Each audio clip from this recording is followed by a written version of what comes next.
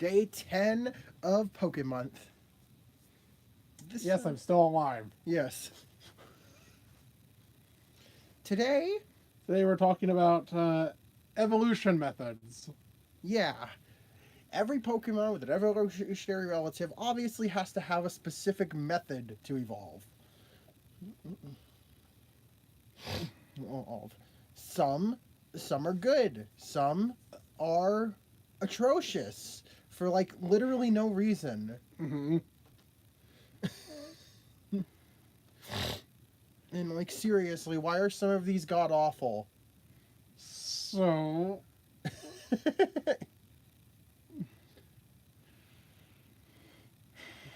like yeah, I don't know what else to say. That pretty much sums up the thesis of the video. This is a very random assortment of things. Mhm.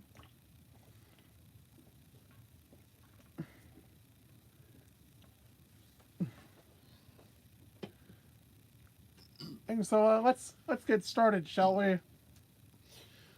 Now, this list is going to be we're going to be tackling this list in a bit of a different way than before. Mm-hmm. Or because I'm looking for something. Because as well you, you see the stuff at the top of the list we kind of generally have less to say about, and I figured we'd save the rambling and like the bulk of the list for near or closer to the end. Mm-hmm. Because there's a one method. Should we do it like that? I don't fucking know. No. No. Let's reverse it. Yeah, sorry about that. I was considering, but like I want to start out with the worst stuff, which also contains the bulk of things. So yeah.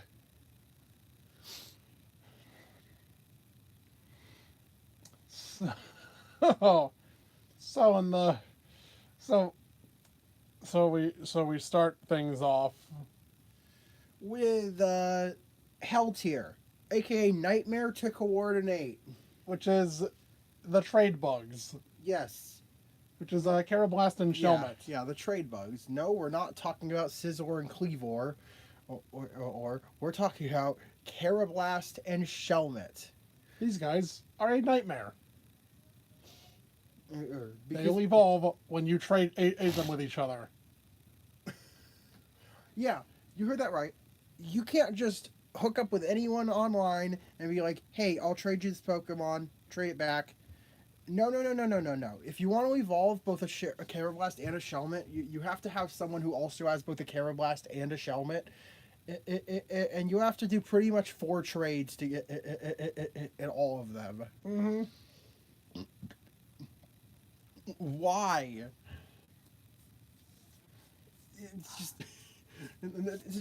It's a nightmare to coordinate. For most trade, I have a personal experience with this using the dedicated trade codes for evolving specific Pokemon on when completing my Pokedex. And you see, you see, there's one, because of how Shelmet and Carablast work, they have one dedicated trade code. And therefore, I kept matching with people who were trying to evolve the same Pokemon as me, and then I had to. It was a nightmare because I couldn't figure out who wanted to evolve what. Mm-hmm. like, look, I get it. I respect the concept of it. It's just obnoxious in execution. Mm-hmm. Yeah, these get their own special place in hell. Moving up here. Moving up here is D tier. What were they thinking? What were they thinking? The second most populated tier. Starting with 2 level up brackets. It's level 50 and level 64. Yep. Yeah, level pretty much. This just basically just the Dino line. Yeah, the 50s and the 60s, evolving in at really late levels.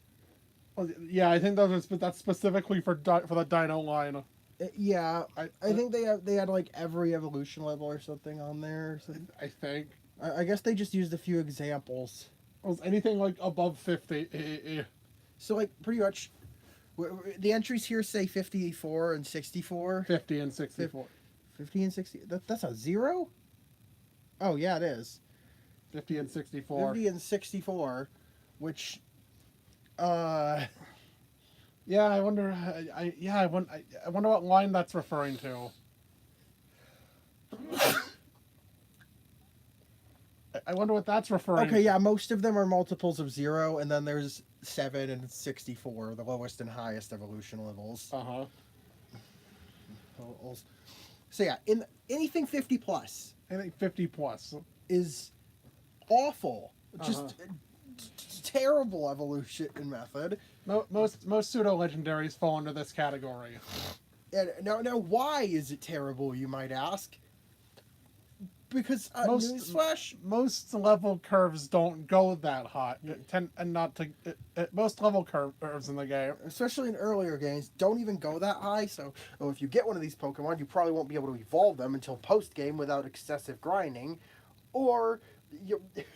And also, well, most Pokemon that evolve by level up aren't very good before they're fully evolved. Mm-hmm. Yeah. So do you want to carry around a Dragonair for 30 level for 25 levels? Do you want worse? Do you want to carry around a Larvesta for 59? 59. You want to carry around a Larvesta until level 59?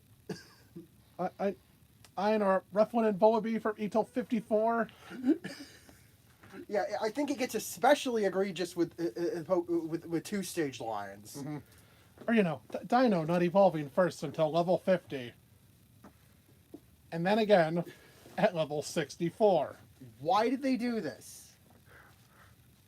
Well, I know why they did this, because they wanted it to still have to do some growing before it was fully evolved, but by the time you caught it in Victory Road. So, because all of Univa's evolution levels were designed specifically with Black and White's level curve in mind.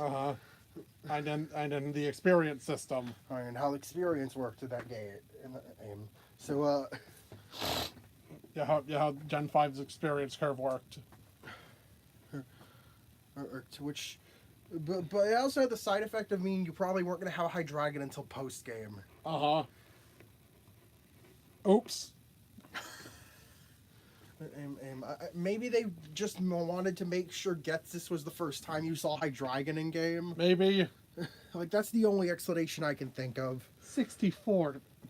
Because otherwise this is just egregious. Okay, 64. Oh yeah, Dreepy also falls under this category too. Yeah, over 60. 50 and 60. 50 and 60. Yeah. One of 2 Pokemon to evolve in the 60s. Or does Cosmo evolve in the 60s? I don't remember. No, 53. Oh, yeah. Yeah, Dreepy, yeah, Dracloak is the second highest level evolving Pokemon.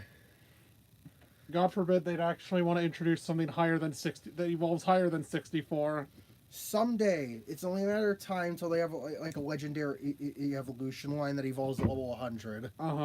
But yeah, that's all I have to say about the level 50 plus evolution.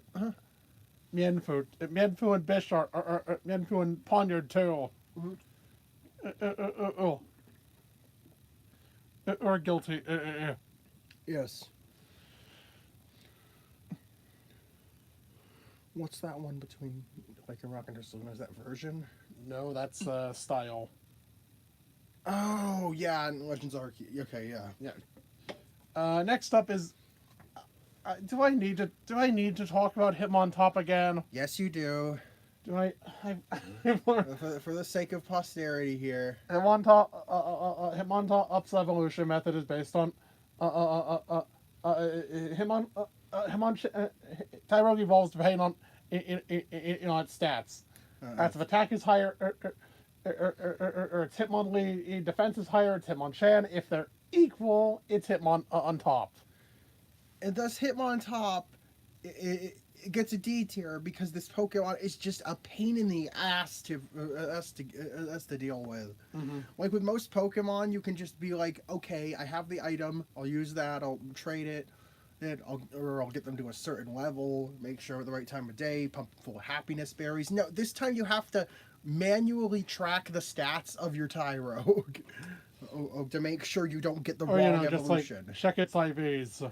Which, newsflash, you can't like get precise, exact digit values for IVs by official means. Uh-huh. They don't give you those. No, they just give you a range from okay Like no good to best. uh-huh. Best, and each of those has like at least 2 different values it can mean. Like I think best can be 30 or 31. Mm-hmm. And then you like fucking either just fucking pump it full of rare candy or something, But make sure, so it doesn't gain anything. yeah, but make sure or the IVs aren't different enough for a stat to drift by 1 point when you're leveling it up. Uh-huh.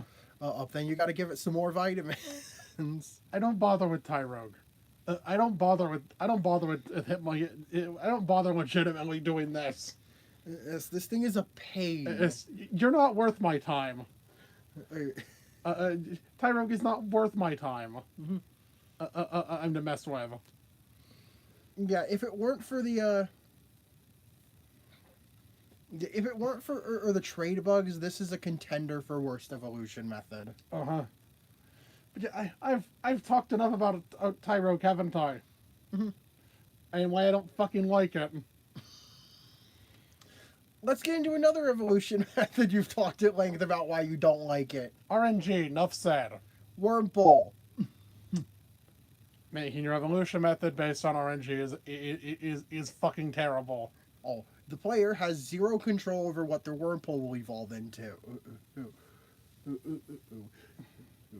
It's not like it's not like Tyrogue where it's tedious, but you can at least influence it in some way. No, it just straight up evolves entirely randomly based on its randomly generated personality value. As in, when the Wormhole is created, it's already determined exactly which evolution it will evolve into, and nothing can change that. Mm-hmm. Yeah, it sucks. I understand the concept. It's like a joke on different species being indistinguishable in their larval states. It's like the implication is that there are is that a Wormhole consists of 2 identical species. Uh-huh. But in practice, it sucks. It sucks. It's a terrible player experience. You want another one? Dusk Lycanroc. They have they really backed themselves into a corner with this one. And by giving it a 4th ability, because they couldn't have. Because Rockruff and Sun and Moon already had 3 abilities, and they wanted the ability to be a distinguishing factor of this new form. Like they wanted only specific Rockruff to be able to evolve into Dusk Lycanroc. So it's a Rockruff with the own tempo. Oh, as an ability, but that's not a regular ability. You see, instead, own tempo Rockruff is technically a separate form of Rockruff. That's identical in every way except for its ability and the fact that it can evolve into Dusk Lycanroc. So how do you find one? It's pure RNG bullshit, pretty much. Uh-huh. In Sun and Moon, you could in Ultra Sun and Moon, you couldn't find one. This is event exclusive. Yes, they only gave out one own tempo Rockruff through events. I don't think it could breed either. No, I think it could. Oh, it could? Okay. I think you could breed more own tempo Rockruffs. Okay, you could breed it, but yeah, you couldn't catch one of these. Because it's not a hidden ability. It's a special event alternate form ability. Mm-hmm. And in Gen 8 onward, it was arguably worse, where it's just pure RNG bullshit, and some Rockruffs randomly have a chance to be the own tempo form, and there's no visual indicator for it unless you have a move on hand to try and confuse it with, or you just catch a fuckload of them and hope of one of them has the right ability. I thought it on an SV it was like at a certain point in a time. Not necessarily. You Oh, can no. find own tempo Rockruff at any point, but they're just you have more of an actual chance of finding one on at dusk. Uh-huh. Which, by the way, is like a 12-minute period in game. Oh, right. Oh, yeah, the evolution method. Or 6 minutes, which, like, based on in-game times, I think it's like 6 minutes even. Yeah, right. Or Yeah. 3? It's a very, very short period. I remember it being like 3 minutes. Right. In Scarlet and Violet, you have a 3-minute period where, in real time, where, based on your system clock, every, like, hour or so, every like hour and a few, where Rockruff is your own type of Rockruff's more common. Mm-hmm. This is also the only window of time where it can actually evolve into dusk form. It'll just evolve into midday or midnight. Otherwise. Yeah, right. It used to be like, it used to be like exactly an hour. Yeah.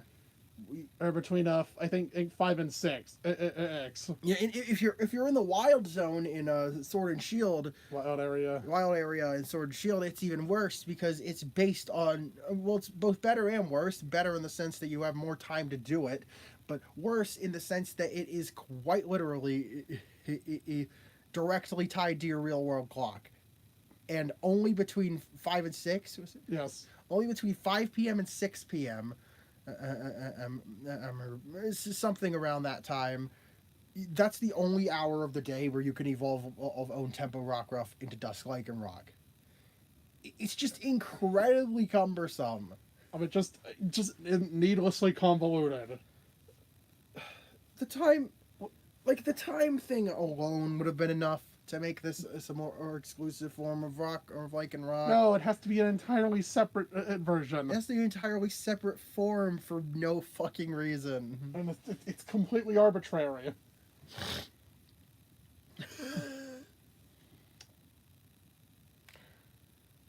Now, here's an evolution method. Exclusive, I think, some time for some, So here's some Legends Arceus stuff. Use a move 20 times in either the strong style or agile style. I don't need to, I don't think this warrants an explanation. How many Pokemon evolve like this? Is it 4? 4? There's Weird Hair, Weird, let's see, Stantler, Quillfish,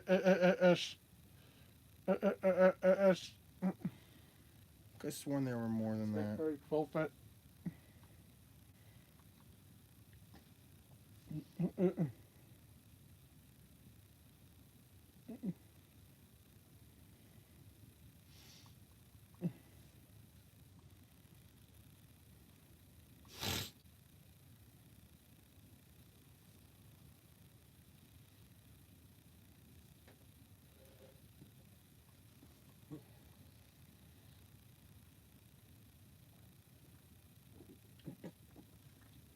It is only 2 methods.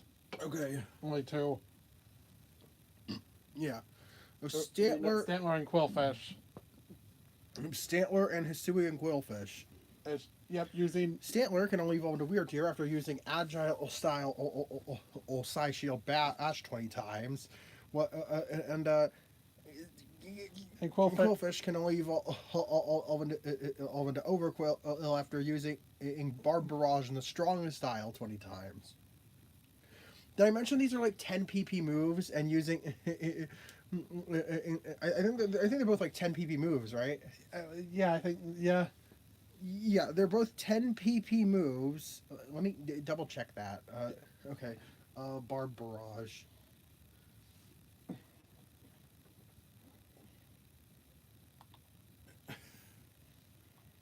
Yeah, they're 10. Sorry, Shield Bash, 10 PP. Oh, they're 15 in 15 in Arceus. Okay, so you could use them. And then the other their. Could you increase PP in Legends Arceus? I think. So pretty much. Assuming base 15 PP, Did you know that using a move in the stronger agile style consumes twice the PP? Yeah. So you only get 8 uses before you have to heal. So this is going to guaranteed, unless you have like PP, unless you have Lepa berries on hand, and take 3 sessions. Mm-hmm. Like you have to exhaust your PP, then go restore it, then exhaust your PP again, then restore it, and then and you still have to use the move 4 more times in the style. That sucks. Also, I think if the move has to connect. Yeah. So like if the opponent dodges the move, which did I mention Side Shield Bash isn't fully accurate? Oops. Oops. Yeah, it's a funny little thing. Uh-huh. There's a chance you could miss. It doesn't count. That doesn't count towards your total, I think. Mm-hmm. Yeah. Let me look at it. Was it? Yeah, it was inaccurate in Legends Arceus too. Mm-hmm. Oops. So yeah. Yeah, these methods suck. Oh, Side Shield Bash was worse. I'm talking about Barbarage. That couldn't miss. Oh. This one was 15 PP. Side Shield Bash is 10 PP. So you get 5 uses. So you have to restore your PP 3 times during the process to evolve a Stantler into Weirdeer. Getting these guys is incredibly tedious and time consuming. Mm-hmm. I do not know why this was a thing. If it was like half the amount, then it would be like a little more tolerable. But like 20 times? Why? I don't fucking know. Meanwhile, I think when Sui and Quillfish returned in SV. It was just no Barbarage. Mm-hmm. And then they reverted it back. To using it 20 times. I'm correct. Yes, I think in Legends Arceus you have to use Zeta A. You have to use Barbarage 20 times. Uh-huh. They remove the style requirement Because that's not in the game. But Stantler can no longer evolve into Weirdeer at all, despite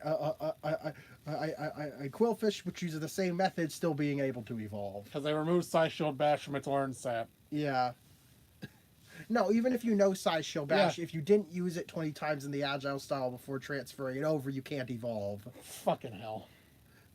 Because why would Stantler get an actual permanent evolution? Why wouldn't they lock it to one game? Uh-huh. Like, that's just stupid. Now, Ursaluna. Ursaluna. Evolve it. Use a Pete block on Ursaring while in game there's a full moon in the sky. You can't control that. Well, you can by forcibly cycling the day until you reach the full moon in the game's moon cycle.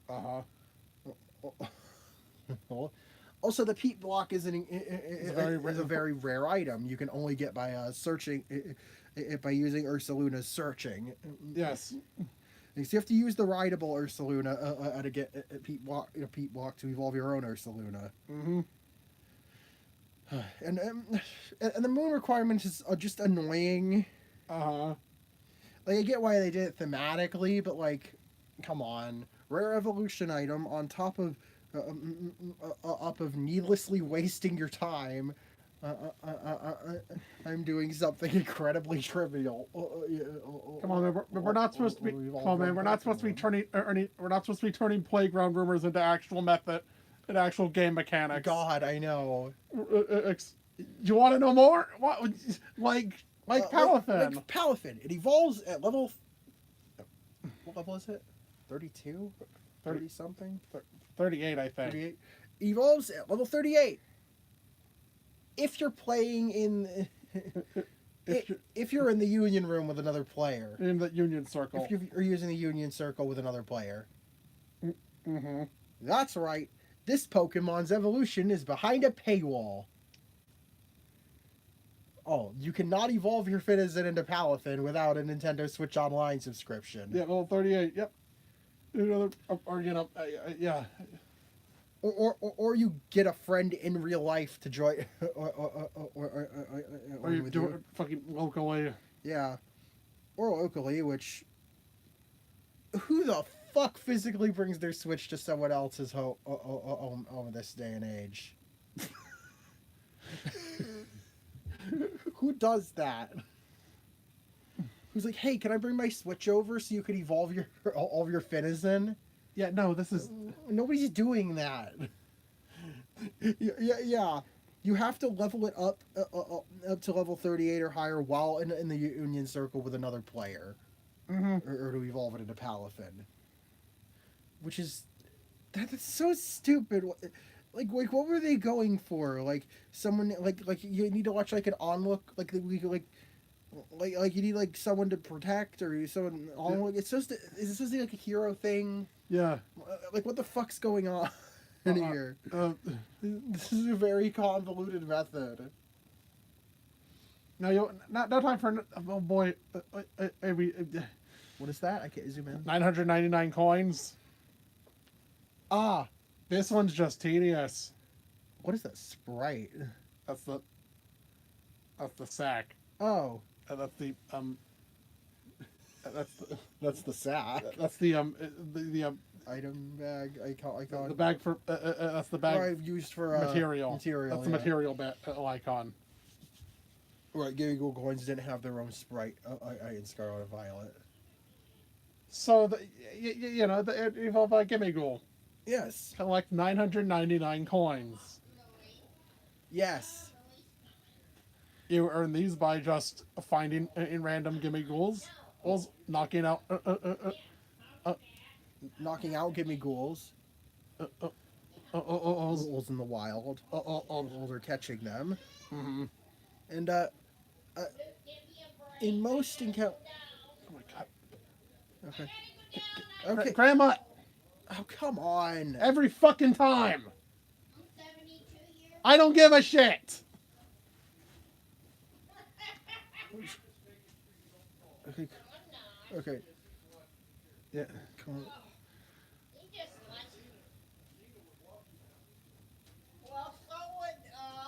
Okay. Okay. We're trying to watch. We're trying to do a video. I'm sorry, they're trying to do a video. Don't talk. Shut the fuck up. Okay. Sorry about that. Well, I'll try to get down. They're doing a video. They don't want to hear us. Okay. So yeah. I don't need. I feel like I shouldn't have to explain why this method sucks. You have to gather 999 Gimme Ghoul coins, which requires you to interact with random roaming Gimme Ghoul on the map, or knock out chest form Gimme Ghoul, knock out or catch chest form Gimme Ghoul. Which gives you like 10 or 20. Which you could get like I think there are a set few that give you like 50 at once. Uh huh. Oh, Maggie, also. God damn it. God damn it. Okay, come on, Maggie. God fucking damn it.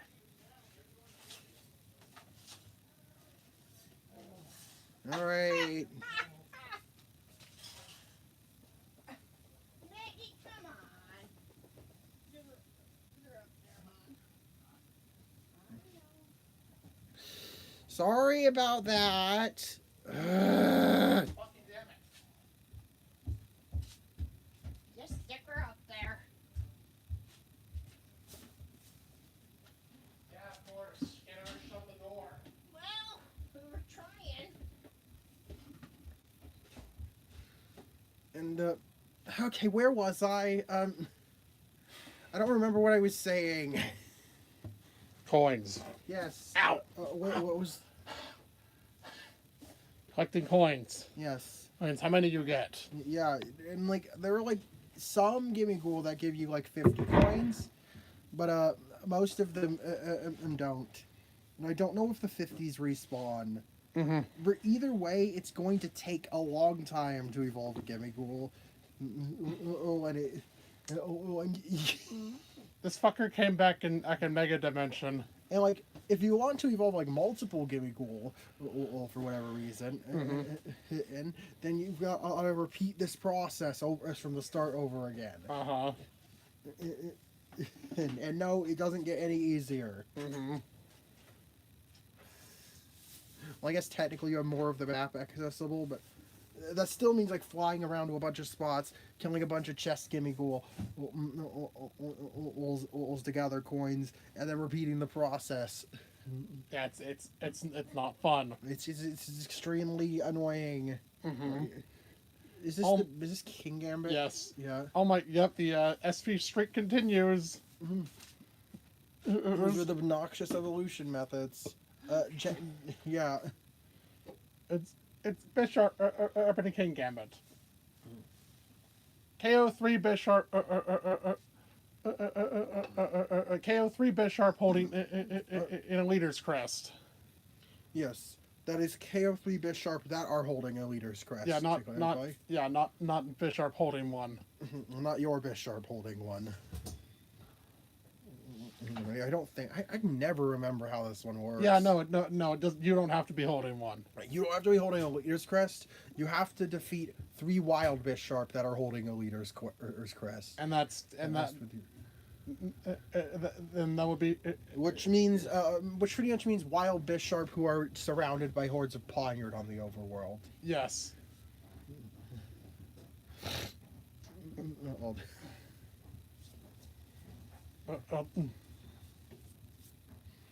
Well, so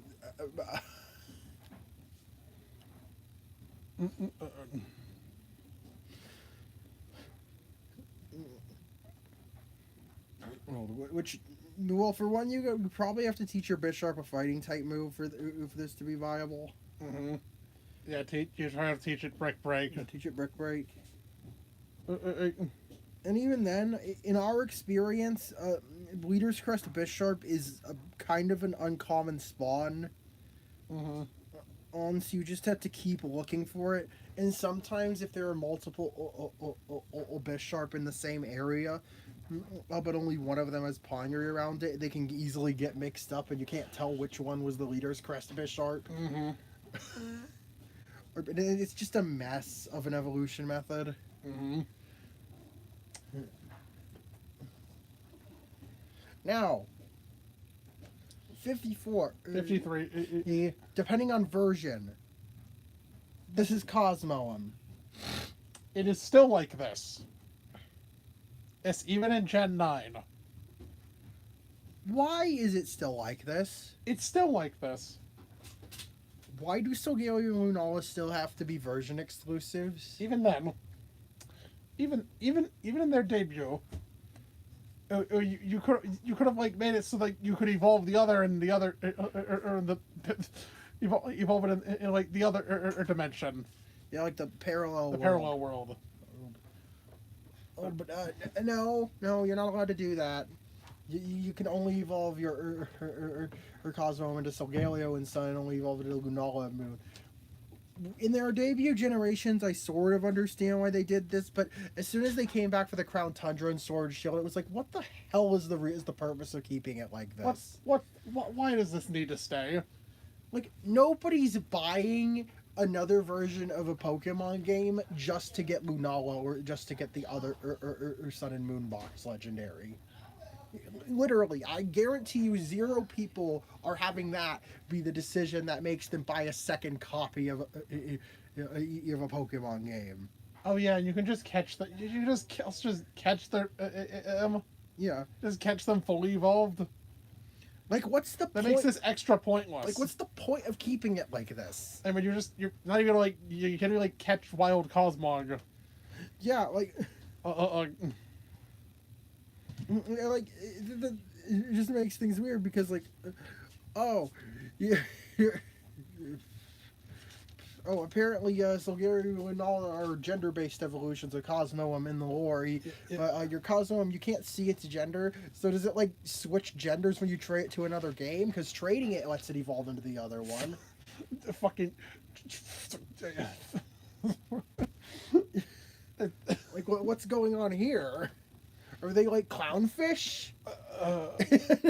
Can they just spontaneously change sexes when traded? I, I, I, I don't. It's just stupid. They fucking kept it like this. Yeah, like why is it still like this? We're about a decade removed from Sun and Moon. You know, they don't need to keep doing this.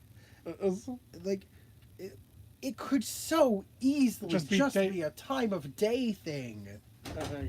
And like it evolves into Solgaleo if it's still, if you get to level 53 during the day, it evolves into Lunala if you get to level 53 during the night. Like, how difficult is that?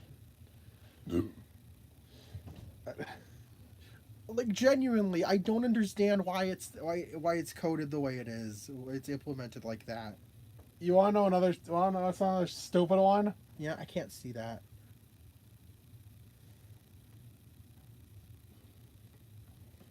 Trading? No. What does that mean? Upside down. Oh, Inkay in the Malamar. You have to hold your console upside down. But yeah, level 30, well, upside down. Mm-hmm.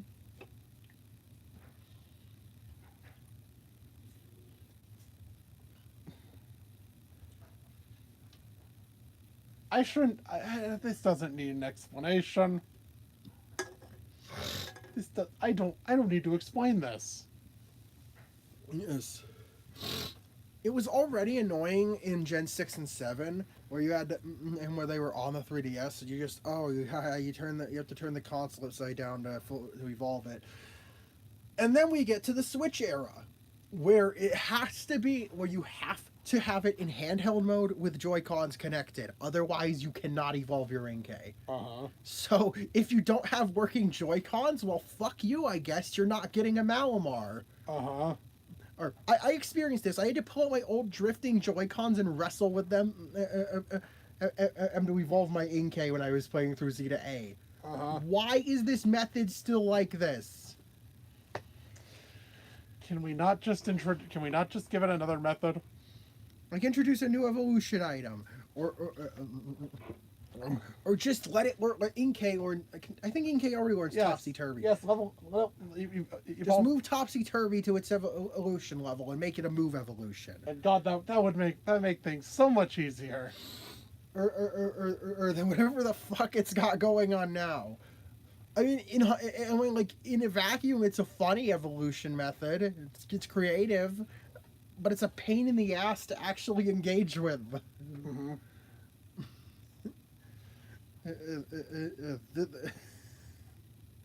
This one's just annoying. Level 50 in the rain. This is Sliggoo evolved into Gudra.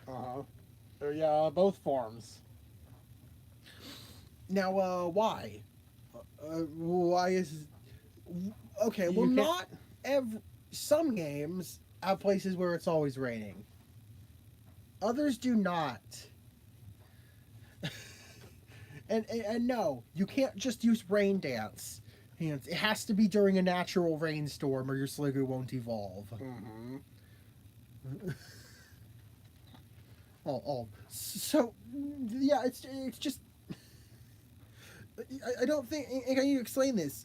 Did you know that in Legend Zeta A, you're more likely to encounter a shiny that refreshing at a bench in the wild zone?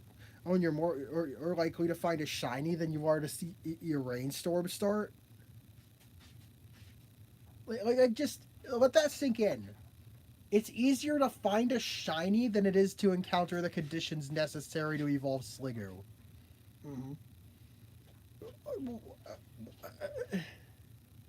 What the hell is going on here? It's just terrible. Next up, 3 crits in 1 battle. Yeah, land 3 critical hits in 1 battle and win. This is for Galarian Farfetch'd. Yeah, yup.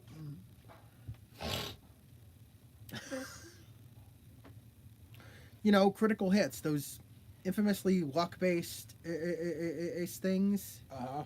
and like this pretty much has to be against either a trainer or like a Pokemon you specifically set up for a wild Ditto to transform into to take your critical attacks without out hitting you back in return. Well, like, I don't know, use a scope lens or focus energy.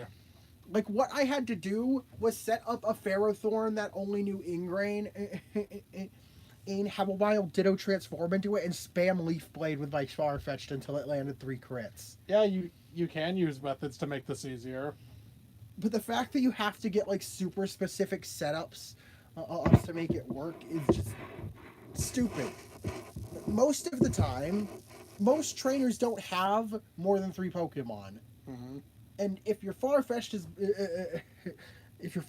too low leveled, then it'll probably die trying. If your Farfetch'd is too high leveled, it'll probably one-shot all the opponent's Pokemon, and if it doesn't crit all of those Pokemon, then it won't evolve, and you'll have to try again, and with a different trainer.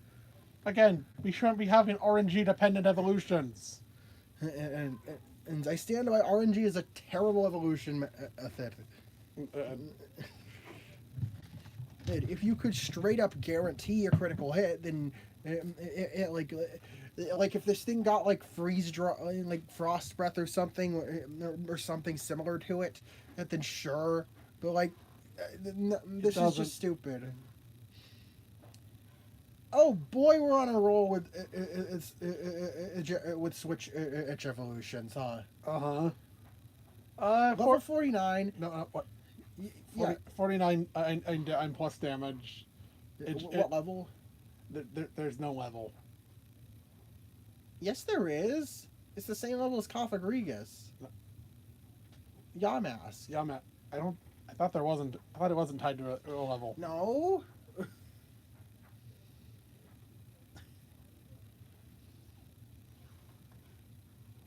Let me look it up then. Was it?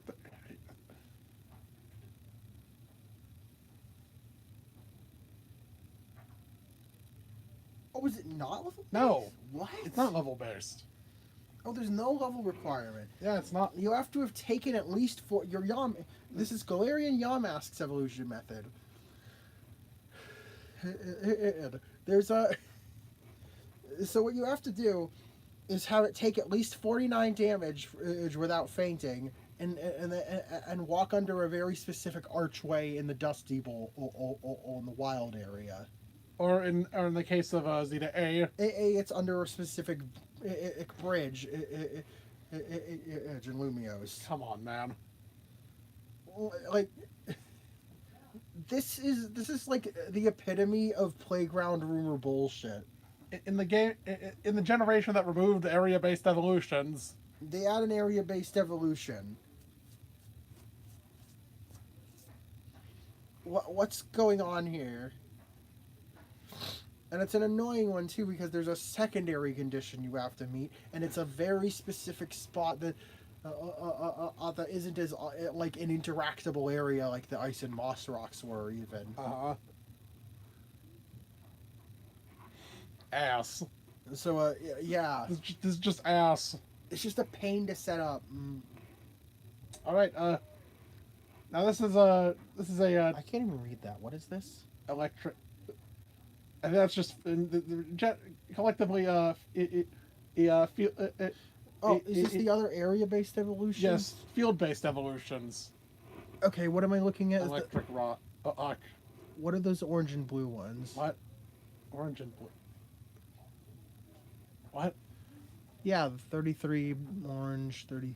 That's male and female. Oh! Okay. Sorry. What?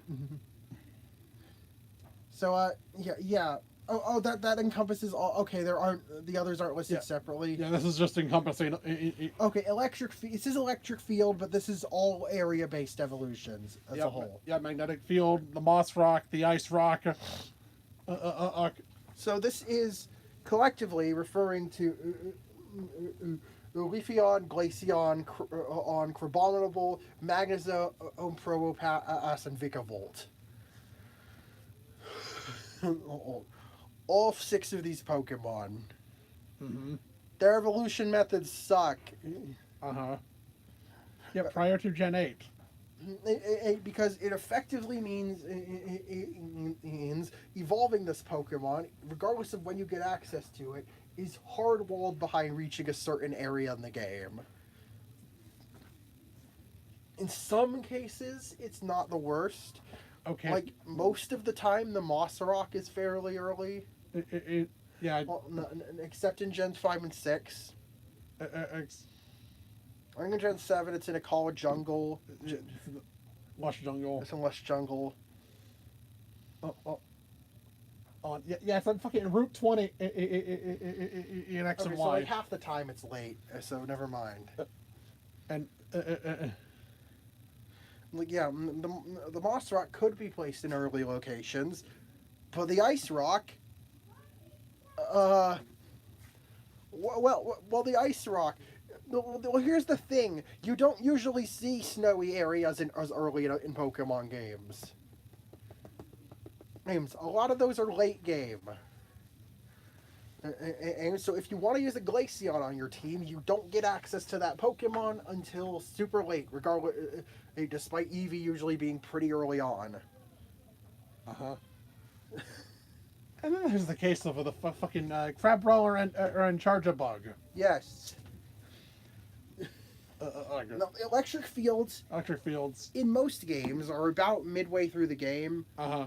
Like, well, in Sinnoh, they're super early. Uh-huh. You need, like, one badge before you reach Mount Coronet, right? Yes. Yeah.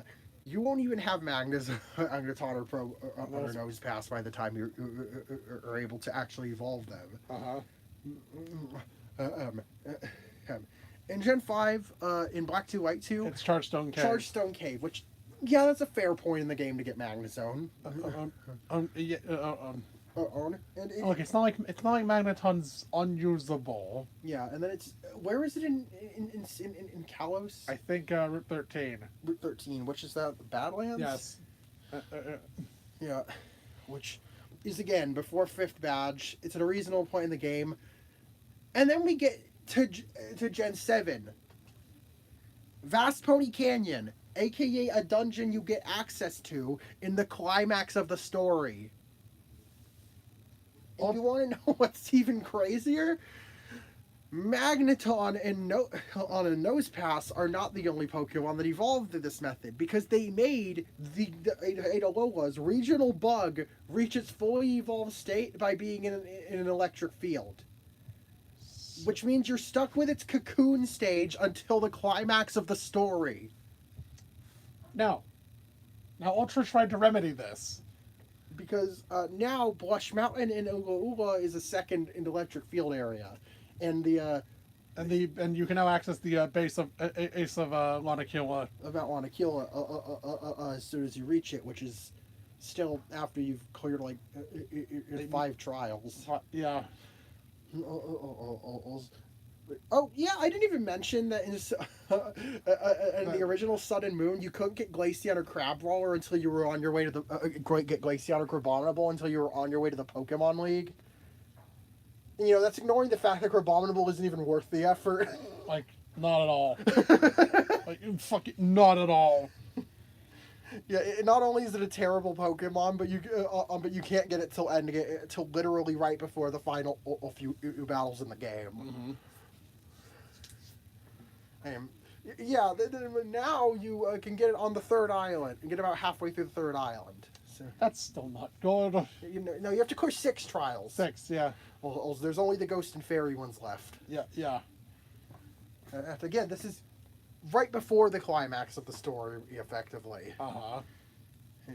So,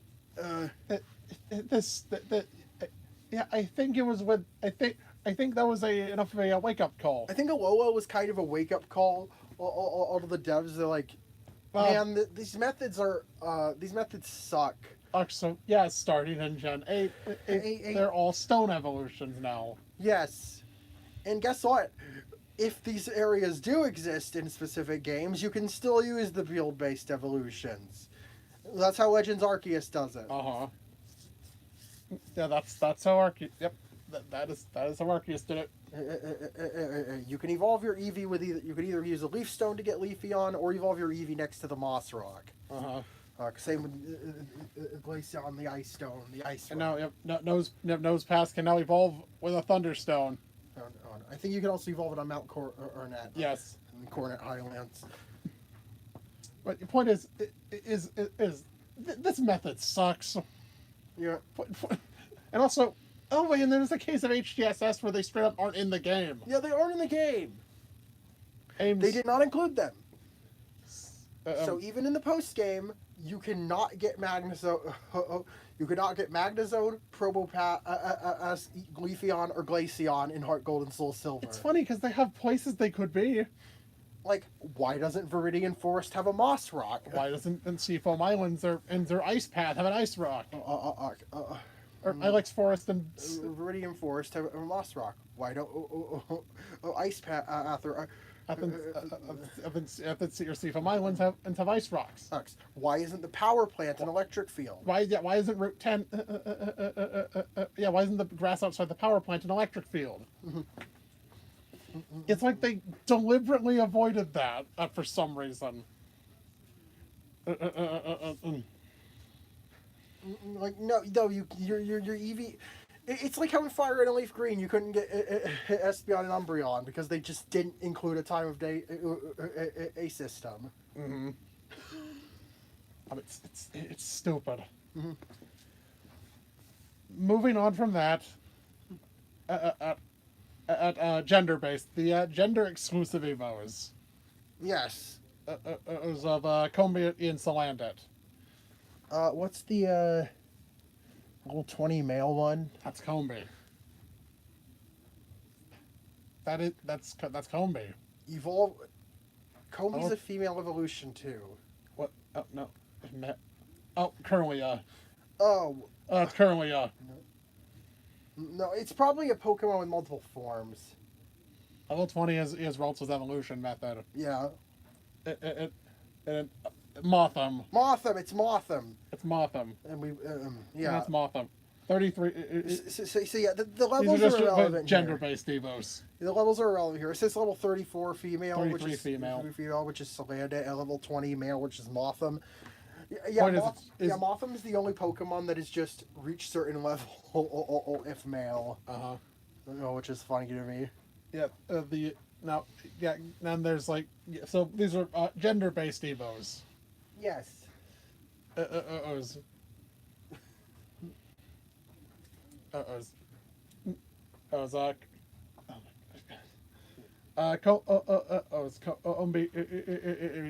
Combi in Salandit, which are, I'd say, arguably is worse. Yeah. Because they have a lower gender. They have because the ones that do evolve are less common. Yes, Combi and Salandit, only 1 in 8 are female, and only the females can evolve. Mm-hmm. So you just so your male Combi and Salandit, you can't do anything with them. They're just dead weight. Mm-hmm. And Burmy, Motham falls under here too. Now Motham is the only species of Pokemon Motham's the only species of Pokemon that requires the only species of Pokemon that requires a male pre-evolution to reach a specific level. Mm-hmm. Not counting Gallade because that's a Stone Evo. Mm-hmm. Like again, this falls under your evolution. The Pokemon's evolution. This falls under the same logic as Wormpole, in which the Pokemon's evolution is gated behind something the player has 0 input on. Mm-hmm.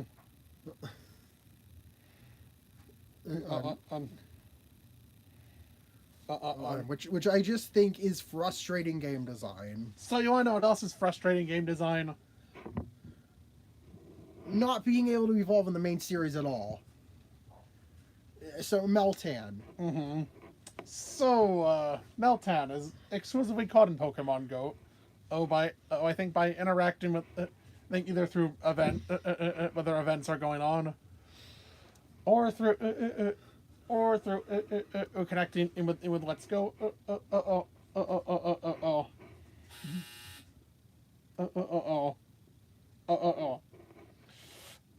Via the player can unlock the box by connecting with Let's Go. Mhm. Via Go Park. Originally, it was you had a 7-day. Originally, you had the cooldown was a week.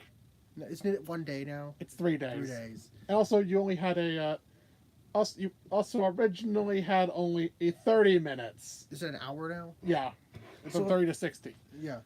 So it was So, originally worse. You had 30. So wait, how does Meltan evolve? You ask. Get 400 Meltan candies in Pokemon Go. Yes. 400 Meltan candy. It can only evolve in Go.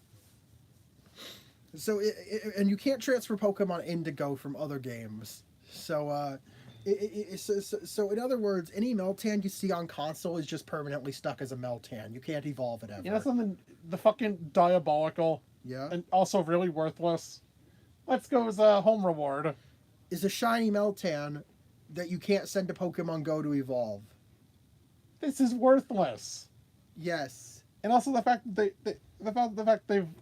they do shiny Meltan events.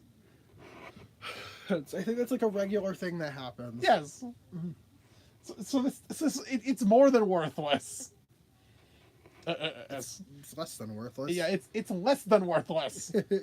It's something that you just it's something that you just kind of have to wait for the right time of year. Okay, so yes, originally at launch, think about that. Mhm. 1 week, you had 1 week to get. You had 30 minutes to get a bunch of Meltan. How many candies do you get per Meltan? I forget. I don't know the numbers, but I do know it took me it takes multiple sessions to evolve one. The thing is, it's So it could take several weeks in real time to get a Melmetal. so the thing is. However, on April 24th, during the second shiny Meltan event, it permanently dropped up to 3 days. Mhm. As in during the pandemic, the duration was increased. It's from 30 to 60 minutes. Yes. So yeah, originally you would be taking it could take you a very long time. Several real world weeks to get a Melmetal. Oops. Yes. Oh, that's bad. That's embarrassing. And- Why is it like this? And so yeah, 400 candy. Mhm.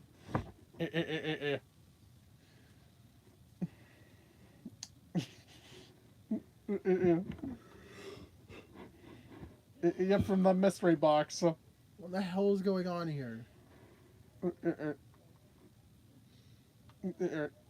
Now, I think however, there has been a way in Z to A, thanks to from a mega dimension, you can now you can evolve. You can actually get a Melmetal. Yeah, Through like a scripted. yeah. There's a gift Melmetal in game. Look, if you want to make this available, Yeah. if you actually want to make this more available, at least do something like this. Yeah. Ideally, just let Meltan evolve. Just let it fucking evolve or something. Just give it a new evolution method. It's fucking dumb. Like the metal alloy items right there. Yeah, it's right there. Here, that exists now. You could use that. Okay, then there's a twofold. Hold on. Trading and trading while holding an item. Yeah, it's a little blasphemous.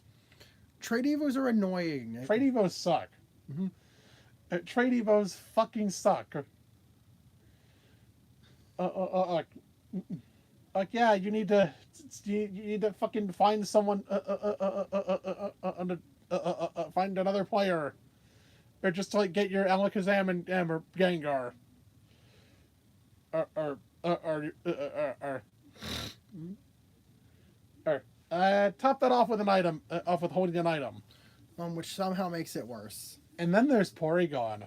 Which which both stages require holding a separate evolution item.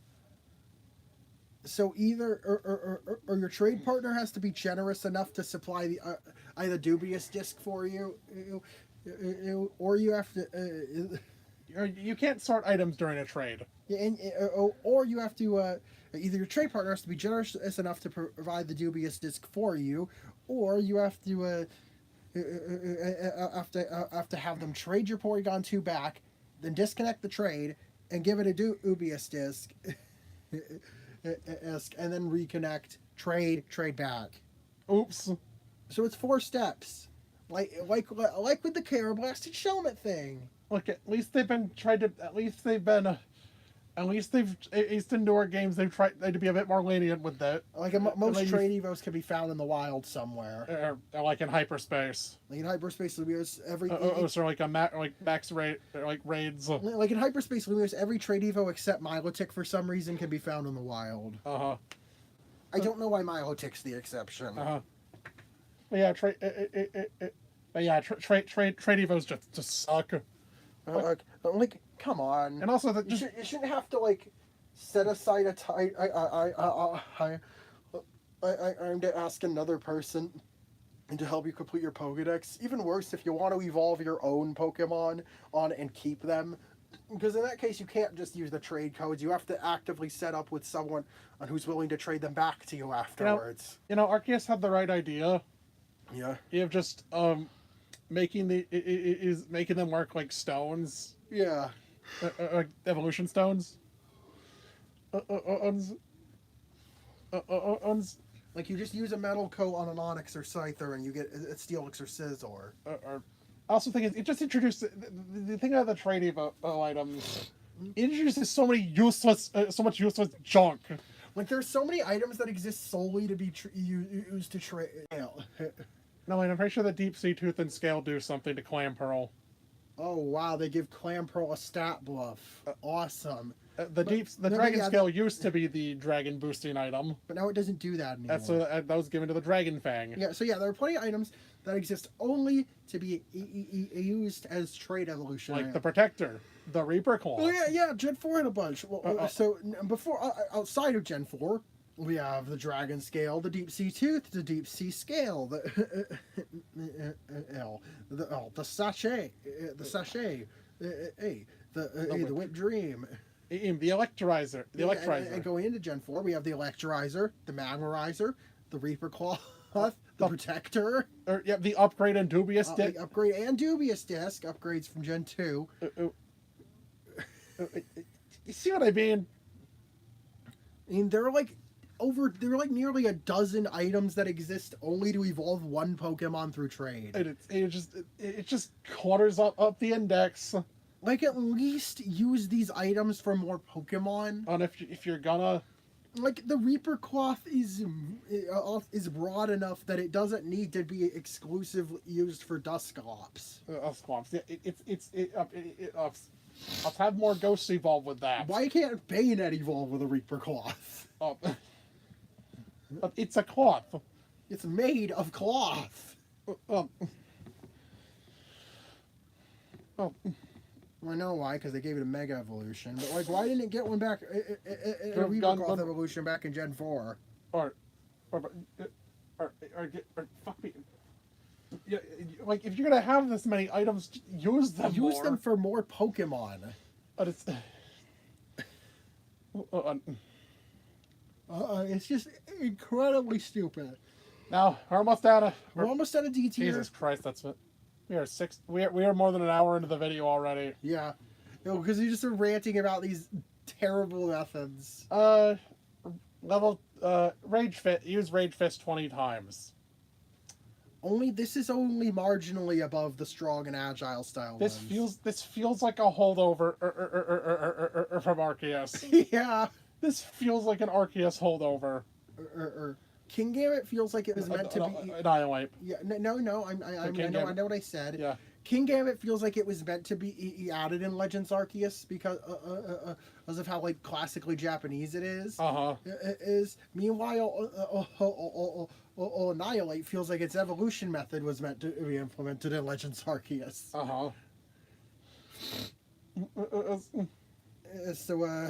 Yeah. So with So this is only like just a step above. at least you only have to restore your PP once, because I think Rachis is 10 PP. Mm-hmm. But it's still And kind also, of annoying. yeah. Range Fist is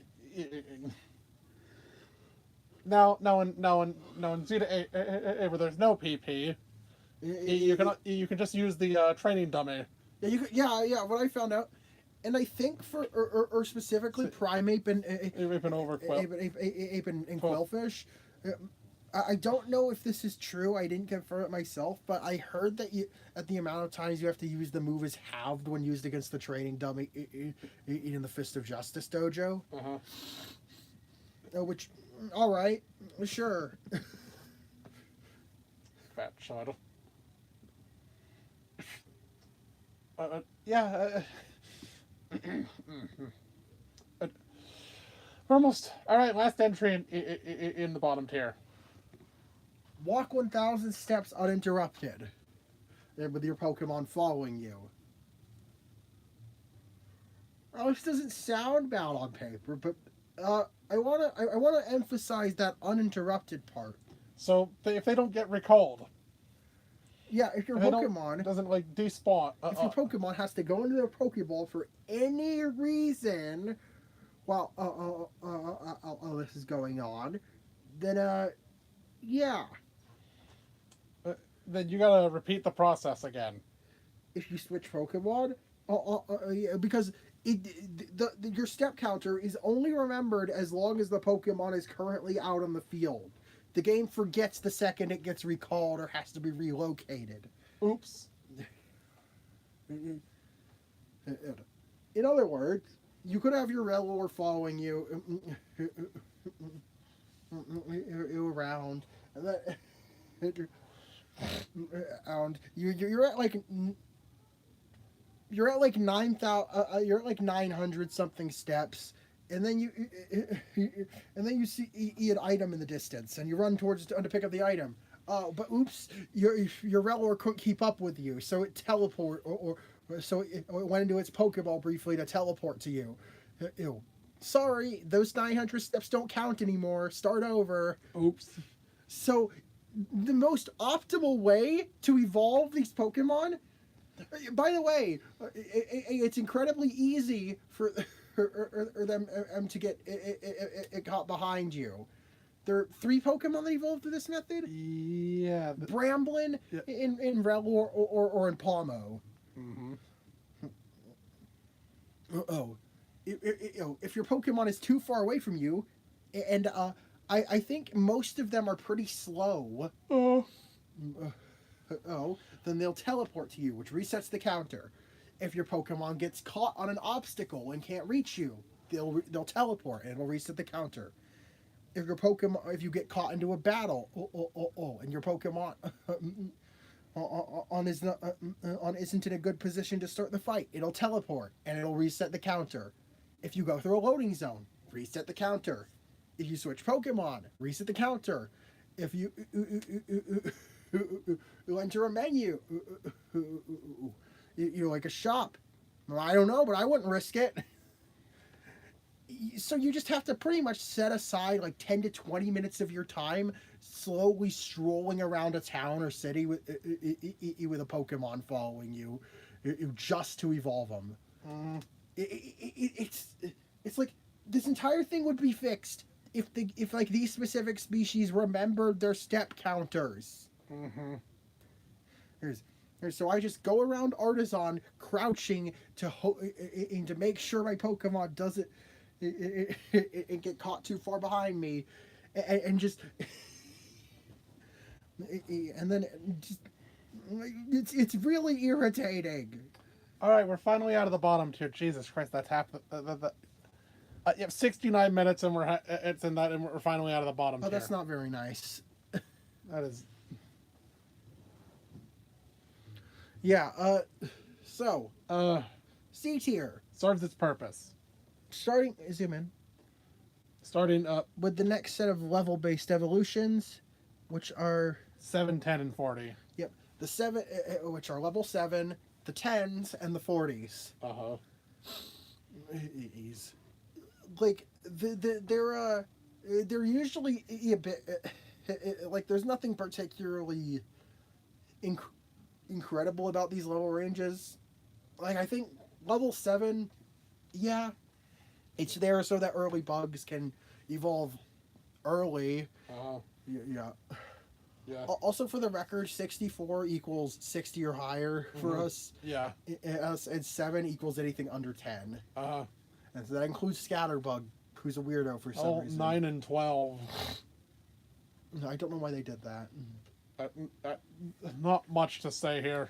It's pretty. This pretty much only exists for early bugs to evolve early and introduce players to evolution quickly. No, there's like level 40 there's like fucking evolutions in the 40s. It's usually for like stronger Pokemon. I think these can be used incorrectly, like with certain 2-stage Pokemon. On where you're stuck with an unevolved Pokemon for way too long, like Snorunt. Like Snorunt.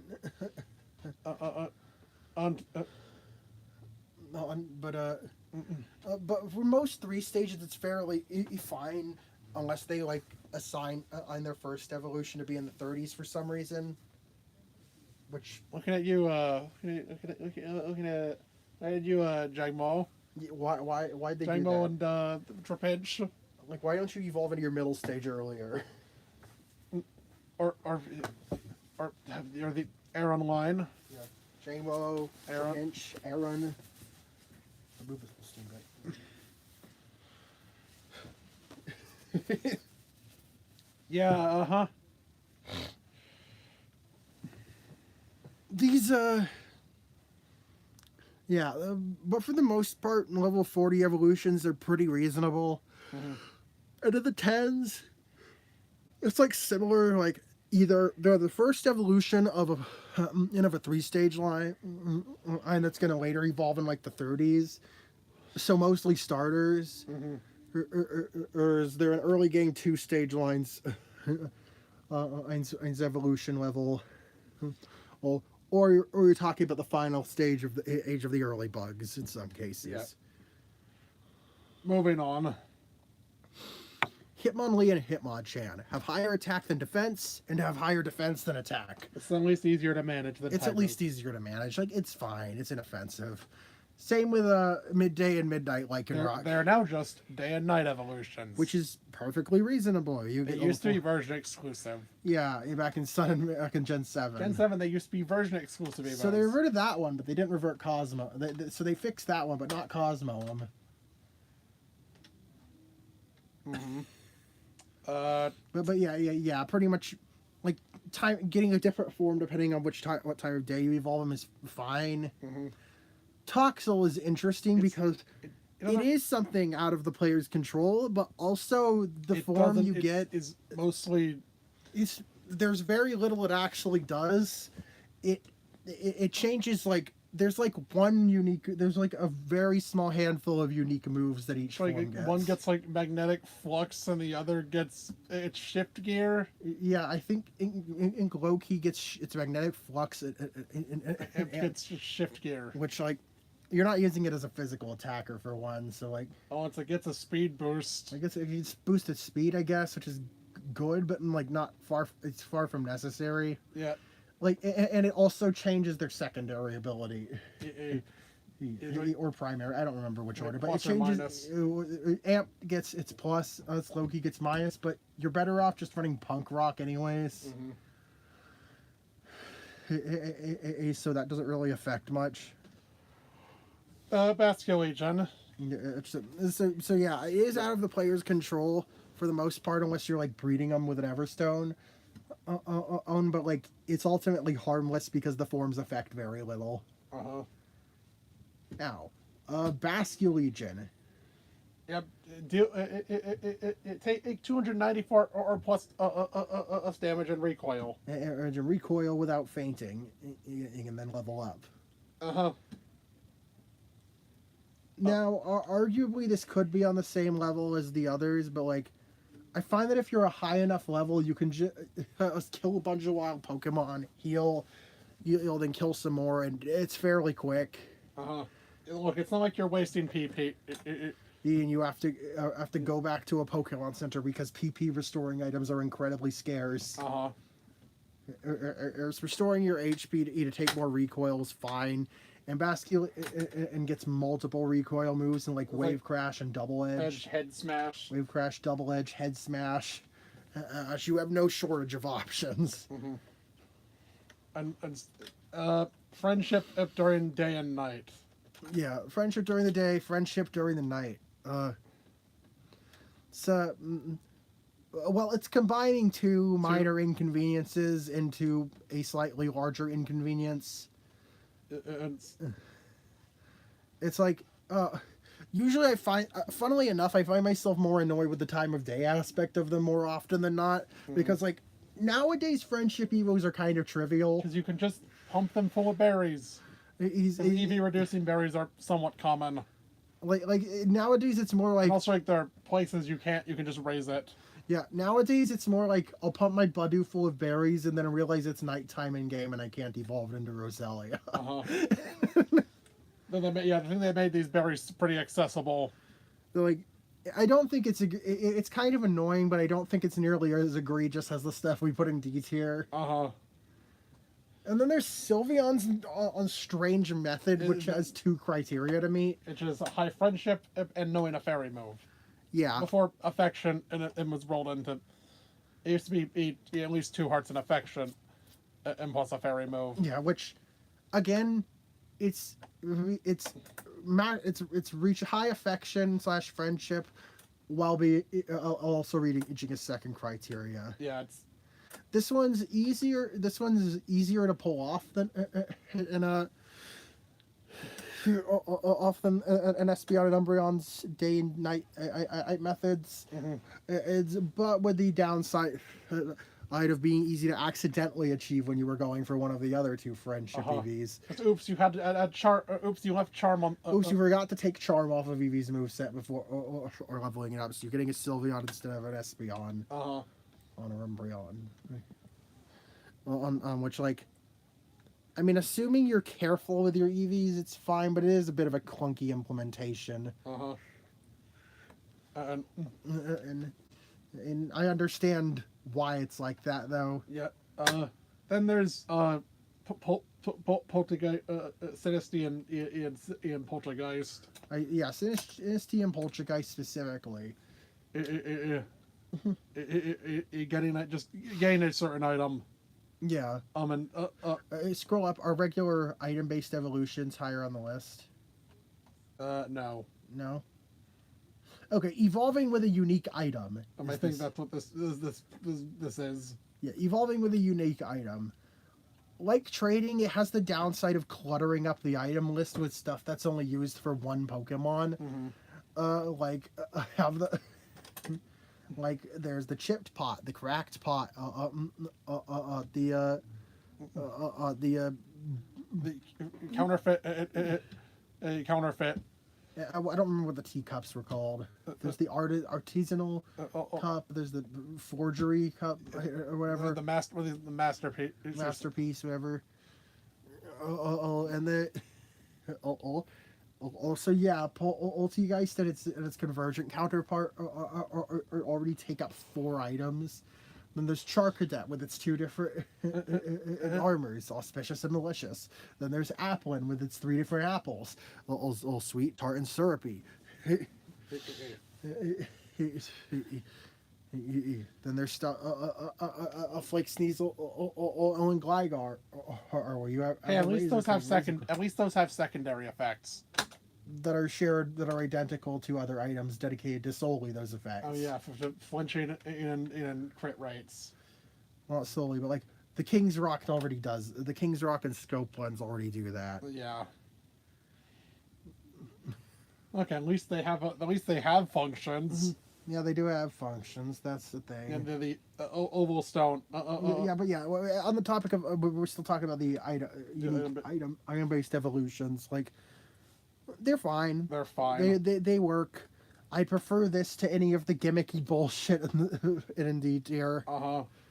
And like, that's a more logical way of making version exclusive evolutions, like and like Charcadet and Applin, Yeah. and then whatever the fuck they were doing in Gen 7. Uh-huh. And now the thing is, the thing is, sometimes, although in the case of like the Oval Stone or the Razor items, Well, you see, those are held items. and then also those are like, yeah. And those also have to be a time of day. Mm-hmm. Yeah, so yeah, the Oval Stone is use a specific item during or a specific time of day, which is use an item. You use an item on your Happini. Use an Oval Stone on your Happini during the daytime. Oh. I still don't know why this specific item use evolution in his time of day. None of the others are. Uh-huh. Or it's very strange. And also, I think this was a held item evolution at one point, and it got changed later. It might have. I think it was. Yeah, because I guess I thought the Oval Stone having a name that implies an evolution stone was confusing. You're right. That's how it works in SV. I believe so. You just give it the Oval Stone. I think you just use it now. Mm-hmm. I remember back in like Gen 5, I had to use it as a held item. Yeah. So you think that's what I'm saying? There's also the Dawnstone. The Dawnstone's also here. It evolves two things. This is higher than just gender-based evolutions in general, because at least in both cases where the Dawnstone is used, there are still, you can still evolve. There's still an alternative. There's still an alternative. Gardevoir and Glalie still exist. Mm-hmm. Although, why the fuck are you using Glalie? Yeah, true. It exists. Uh-huh. It's Pancham's method. There's Pancham. Yeah, there's. And then there's, of course, the whole level up while holding an item during a certain time of day. That's on par with the Oval Stone. Yeah. This is something that that both forms of Sneasel, that Gligar and both forms of Sneasel do. Oh, Sneasel. I do like the detail that Sneasel is a daytime evolution. Yeah, Hisuian Sneasel being no longer being a dark type evolves during the day with a Razor Claw instead. Like Jotonian. Mm-hmm. And that's a cute detail. Yeah. So yeah. Then Pancham's evolution method, reach level 32. The level was specific levels are relevant, but reach a level while having a dark type Pokemon in your party. Yeah, Erasure does have to be level 32. 32, yeah. No, I say this specific level doesn't matter because, like, in a vacuum, if they use this method again, it would apply to them too. Yeah, it's like yeah. I get the thing. It's like Pancham. It's like you're giving your Pancham a bad influence. Uh-huh. And so it can grow up to be a dark type as well. Uh-huh. And you get sort of like this heroic delinquent Pangoro out of it. Mm-hmm. I think it's a cute narrative thing, and there are always plenty of dark types to use. Just slot one on your team when your Panchams as we're getting ready to evolve. You can catch like a Scraggy or an Absol or whatever. You get like Scraggy or Absol. Scraggy's on the same route as Pancham. You might even find one while you're looking for Pancham. Next, after that is the Pokeblock. But first we're going to discuss the Remoraid. Remoraid. Which is Mantyke's X method. Level up with a Remoraid in your party. So like Panchams, but more specific. And like generally speaking, I think you pretty much always find Remoraid around the same areas you could find Mantyke. Yeah, generally. So you just kind of have to slot one on your team. Even when it's time to evolve, and you can get yourself a Mantine. Mm-hmm. And now we'll talk about High Beauty, Feebas's evolution method. Now in Gens 3 and 4, this was annoying as shit. This was awful. But in Gen 6, it's harmless. It's because there's no fullness. Literally just gather a bunch of berries. Like literally you just have a bunch of dry berries. Use spam craft Pokeblocks and then feed a bunch of them to your like Feebas. there's no blending in an ORAS. Yeah. As This escape. If this tier list were being made like with Gen 5 sensibilities in mind, like pre ORAS removing the fullness stat, then this would be D tier. but at least in its latest incarnation, It's perfectly fine. You can just craft a bunch of dry berries into Pokeblocks. I'm moving up. Okay, Find final. it to be easier. Solid options. Like if a Pokemon has an evolution, these are like the default methods for me. So there's the 20s and 30s. Yeah, leveling, reaching a level in the 20s and 30s. Yeah, this is perfectly reasonable. In the 20s you find stuff like final state, It's most early mammals. like some most early mammals. The two-stage birds. There's two-stage birds. There's a few other Pokemon with somewhat quaint stat totals, or that further evolve with a secondary method. And in the 30s, you have a good chunk of Pokemon. I think 30 is like the perfect like cutoff point. Like this feels like the best. This is like the Goldilocks range for Pokemon evolutions to me. Just right. Yeah, just right. This is where you'll find literally every final stage starter. Or even if Feraligatr almost escapes into the, down out into the 20s. Because Feraligatr's weird. Yep, love that weirdo. Uh-huh. And 30s you have everything from final stage starters to shit like Sploink and Toxel. Yeah. So it's a very diverse group of Pokemon, and like these are like the default level ranges to me. Yeah. Like, this is when I assume Pokemon are going to evolve. Yeah. Well, so that's what they get. So then in here is just Stone Evos. Yeah, this is Stone Evos that aren't the Dawnstone. Yeah. Like, yeah, these are like the general. It's like the item-based evolutions, but they're not. But they don't clutter up the item index. Uh-huh. Because it's like, yep. We got a bunch of multi-purpose stones. We got fire, ice, leaf, thunder, water, shiny, dusk, usk, sun, and moon. Even if some of these aren't used as frequently.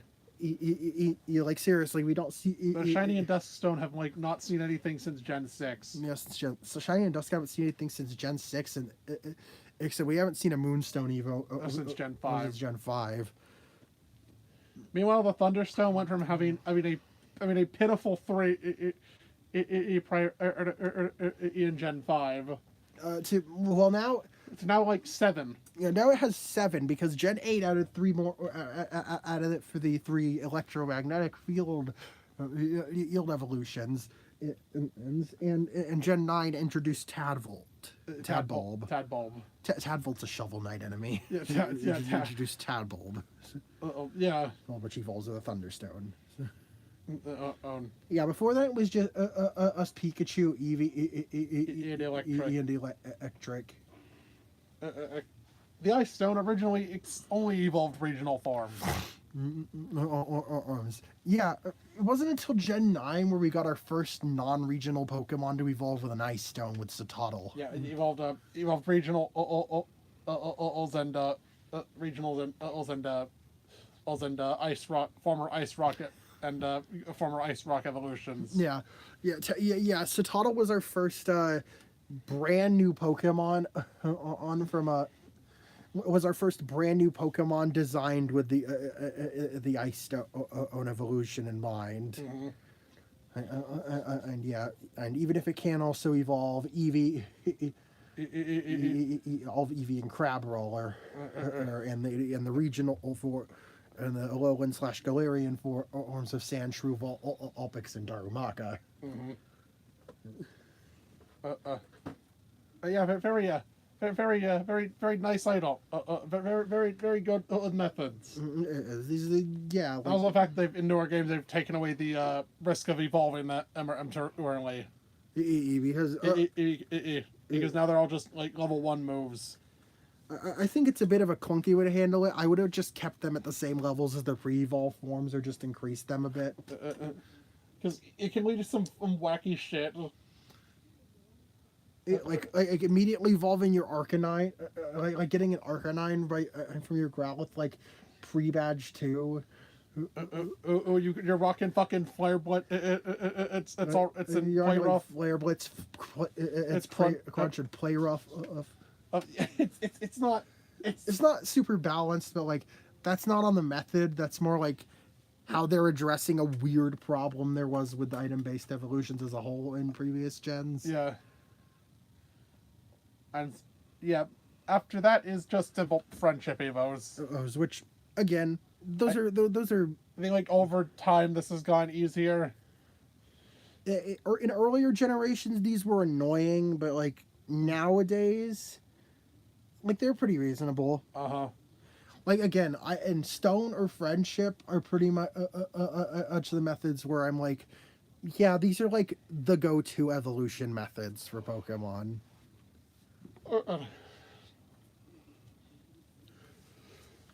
Not much to say there. Yeah, not much to say here.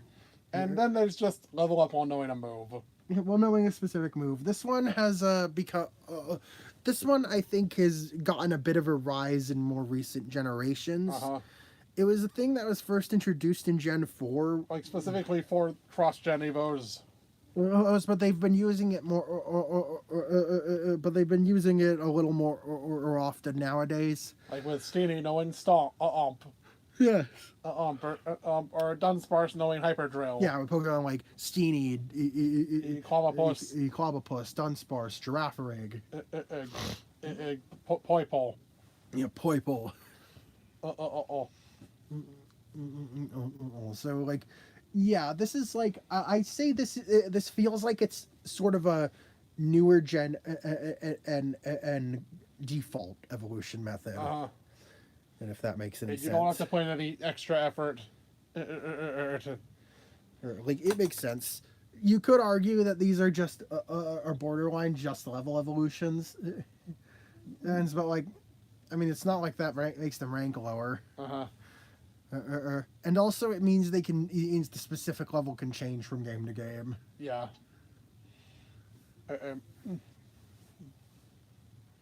So that's all the B tier's solid options. Yeah. Now, A tier. Here, cool idea. Here, cool idea. These are super unique evolution methods. It's I think add a ton of personality to the specific Pokemon they're applied to. Like Shedinja. Like Shedinja. Do you even call this an evolution? And when you evolve Nincada into Ninjask, if you have an empty space in your party and at least one unspare Pokeball on hand, and a Shedinja will appear in your party. Which is with most of its stats being functionally identical to the ninja, or just copies over or whatever your ninja had. Down to its nature and IVs. So it's quite literally a shell, not to be confused with the item, the shed shell. And I just think the way they implement that is so cool, especially considering this is an early gen Pokemon. Burmy has a very unique idea. Yeah, Burmese evolution and method into Wormadam is pretty unique. Burmese form changes depending on where it last battled before evolving, and that form is locked in when it evolves into Wormadam. Yeah, so as Burmy gets flexible, and then it becomes the permanent form of Wormadam when it evolves. You know, even if this line is like kind of lame. Yeah, I just like the idea of being able to shift your Pokemon's forms around, and then locking in which form you want it to evolve into. Mousehold is just funny. What do you mean Mousehold has a unique evolution method? Well, you see, if you Well, you don't see. well, you see, you don't see. You know, Sometimes I'm Tandemaus can evolve without the player or being notified in any at way. level 25, it can just evolve. Of if you're manually leveling it up, or like I don't know exactly how it works, which is part of the charm, I suppose. If you're manually leveling it up, like pumping it full of rare candies, then yeah, you'll get the evolution screen. You know, I think if you like had it as your lead Pokemon. But if it's just gaining experience in the back of your party, reaches level 25, It won't tell you. it'll just evolve without telling you.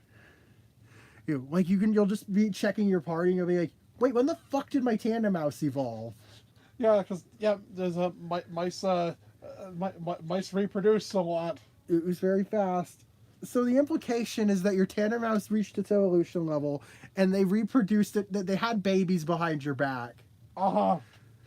Which, a funny story about, the funny personal story, not mice specifically, but guinea pigs. So guinea pigs are difficult animals to sex. Yes. So we assumed we had 2 male guinea pigs, and we named them Mario and Luigi. And, We were thinking, what if maybe one of them's a girl? yeah, we saw like Mario is fat or something. Yeah. It was like, well, what if Mario is a girl? And then we just see. And then we look in the cage and there's a baby. Yeah. Yeah, rodents can just Do this. rodents just do this. Sometimes if you're not paying full attention to them, you might. I just think they're getting fat, when in reality they're fucking pregnant. So, I just really like that evolution method. And then there's Milcery's evolution method. Hold a sweet and spin. and for a certain amount of time. So I'm a certain direction. yeah. So Milcery is very interesting because yeah, there are 63 different forms of alchemy. And you betcha he has them all. Yeah, I have a complete collection of on Sword and Pokemon Shield. You also have a complete shiny collection in on SV. Yes. Yes, you heard that right. There are 9 different cream types, depending on whether you were spinning counterclockwise, clockwise or counterclockwise, whether it's day or night, or how long you were spinning, and how long you were spinning for, or there are 2 length variables, 2 direction variables, and 2 time day variables, with a secret third option. Yeah, a secret third thing. And where I think it's counterclockwise for 10 seconds or longer at dusk, I think. you get rainbow swirl alchemy. Don't quote me on the exact on the direction. I don't remember whether it's clockwise or counterclockwise. But my point is, one of them is there's a secret ninth cream color you can get if we're doing it at dusk through the specific time and direction. And of course, or multiply those 9 cream types by the 7 different types of sweets you can have your Milcery hold. Which leads to alchemy having a whopping 63 different cosmetic variants. Yeah, it's all cosmetic. So so alchemy's a very customizable Pokemon, and I love that about it. Because it gives it so much personality. Yeah, like I like how for example in Indigo Disc, a lot of the trainers in Blueberry Academy exclusively use alchemy with the berry suite. Because blueberry. Yeah. Yeah, I remember they did the shiny Milcery event at launch. Yeah. Unchin, you got all the shiny. You got all of them. You got all your shiny Milcery. Yeah. Is Now, mercifully, all the cream color of shiny Melcery, yeah. of shiny alchemy, it does not actually. It doesn't actually. Like visually, all shiny alchemy have the same cream. Uh-huh. Though interestingly enough, their box party sprites I still reflect their non-shiny. It still reflect the actual cream color whose criteria you met. Yeah. They do still reflect which suite you use though. So if you want a shiny on a full alchemy collection, you're gonna want 7 shinies. Mm-hmm. And that's what you did. Yes, I got 8 because I also wanted shiny on regular and shiny Melcery. Uh-huh. Call him the Alchemist. Yes, one of my nicknames is the Alchemist. So yeah, that's that's all. That's all of the A tier. That's all of A tier. Now S tier is a very special item. Yeah, it's an item, a specific item. Is perfect. The link cable, linking cord. Linking cord. The linking cord. Like, An alternate method to get trade evolving Pokemon on without trading. this was made for Legends Arceus. Mm-hmm. Since it's a single player. It's a primarily since this is primarily a single player experience. So, they added a system where using in-game points that you earn from recovering lost bags. I don't remember if they're like NPC bags or if they're all other players. I don't know. But yeah, if you recover other players or lost items for them, you get, I think, rescue points. Yeah, I think it's RP. RP. Whatever it is, if you gather enough of them, you can buy a linking cord. Now they're an expensive item, but I think that's fair when you're bypassing another method that's free. And also, it's to evolve Formons. And it also is only used for 4 Pokemon, which are I think Machoke, Graveler, Kadabra, and Haunter. Is it only the Gen 1 trait, which are used for Kanto's trade quartet? This is a brilliant item. You make it somewhat difficult / expensive to get at them, so that there's still an incentive to trade if you who don't want to get the resources for them. But it offers a nice alternative for the people who don't want to have to work on scheduling things with other people. Who cares? Just make it like 50,000, cost 50,000 or something. Just make it like 50,000 Poké Dollars or something. Make it expensive. Just make it a really expensive item you unlock. You unlock in the post game or something. And if you still want to incentivize trading, and like I see no problem with including this. It's just as an alternative method.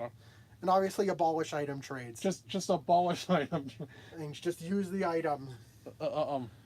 Or level up holding it.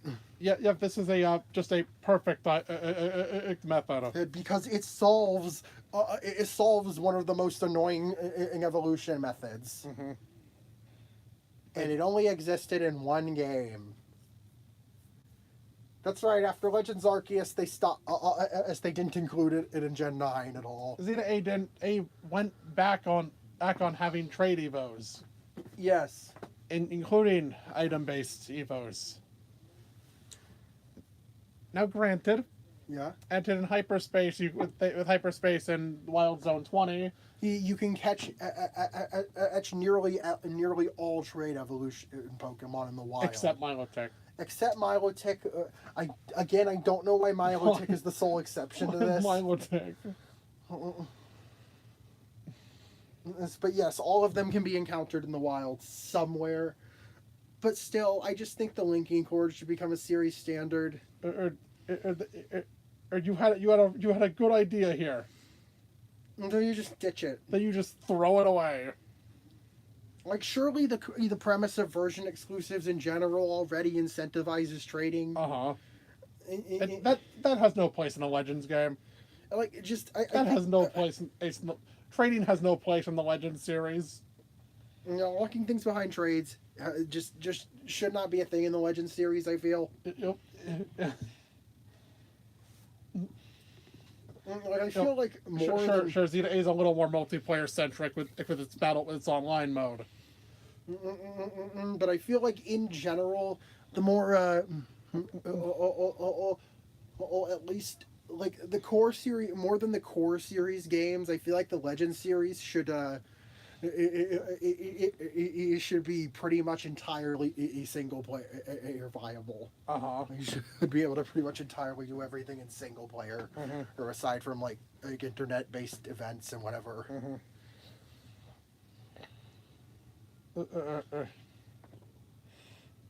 But yeah, this yeah, perfect. Or as I wrote on this, It says perfect. Perfect. Yeah, I kind of forgot the R there, but yeah, perfect. perfect. Now, Genius item, please bring this back. Which is funny because I know that like this is an item.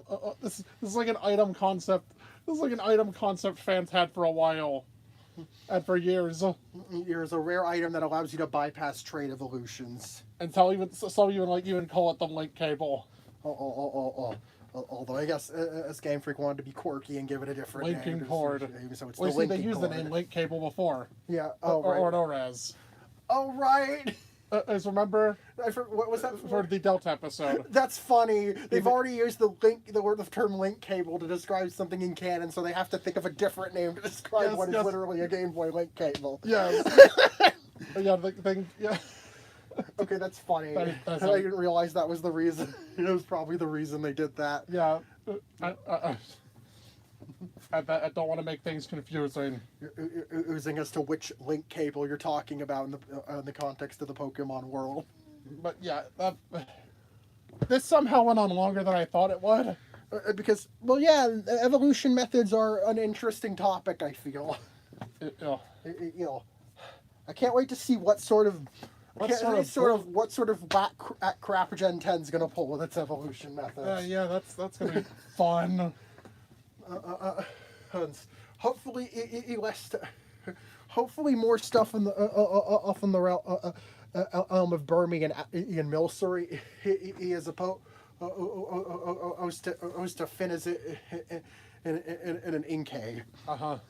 So, well, as mentioned, tomorrow we tackle ranking every Gen 5 mon. And that one's probably going to be a monster of a video.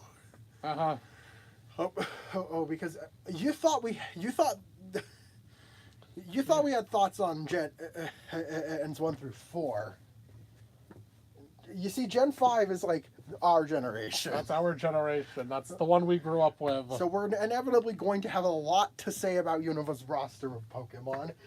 And add to the fact that it introduced more species than any other region in to date. Yeah, we got our work cut out for us. So, that being said, I'm Nozaren. And I'm Amaray. Bonjour, my Our wonderful wonderful viewers. viewers. See you in the next video. Yeah.